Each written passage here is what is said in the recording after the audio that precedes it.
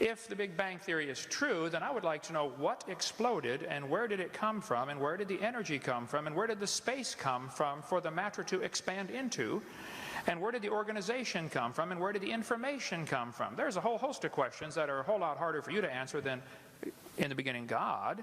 Where's information come from?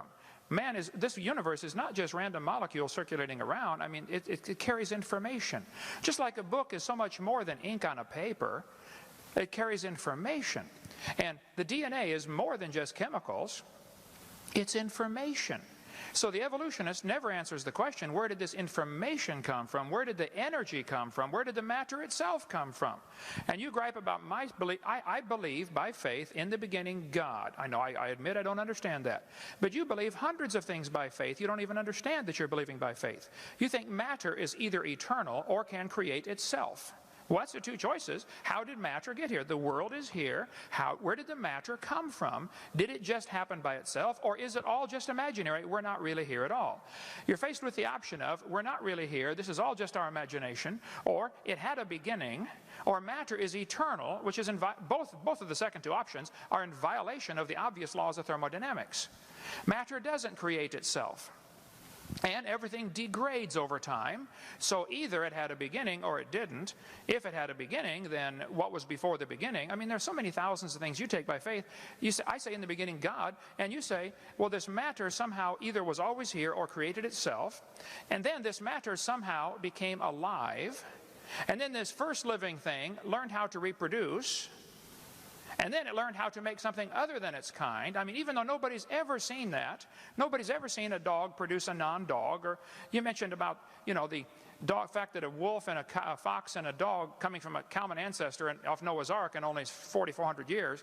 For heaven's sake, you believe they came from a rock. I mean, come on. I don't think my theory is that silly at all. So, if my answer to your question is still the same, I believe in the beginning God. I do take that by faith. Here's the major difference that I don't think you're going to understand. I admit mine is a religion. They do not admit theirs is a religion. They want you to think what they believe is science, and all of you should pay for their religion to be taught in this university. And that's the situation we have today, and that's unfortunate. There have always been situations where the majority taught something. I mean, in the Soviet Union 15 years ago, if you stood up and said, hey kids, I don't believe in communism, I think capitalism is a better system, you would be in Siberia if you survived. And here in Emory University, if you stood up in your classroom and said, I don't believe this evolution theory is true, I think it's pretty obvious there must have been a designer to this system, you would be in intellectual Siberia. You would lose your job. It has happened to hundreds of teachers, just simply for standing up and say, look, I think the evidence is here, folks. There must have been a designer.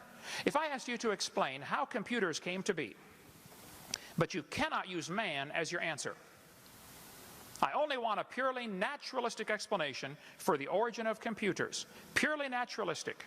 The answer has to lie within the computer.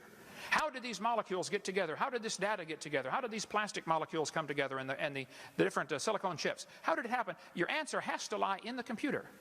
I've already eliminated the only obvious answer to the problem at the beginning by my definition. They're trying to eliminate the only logical answer to the question by their definition of science. They want to define science as things that we can observe and test and demonstrate the natural world. Okay, well then that eliminates both evolution and creation. Both are unobserved. We don't see anything change. We don't see anything created from nothing. Here's the problem. Both creation and evolution are religious. I admit mine's a religion. They don't admit theirs is a religion. And all of us are paying for their religion to be taught in the school system. And I, for one, resent that. So my answer is still the same. God did it.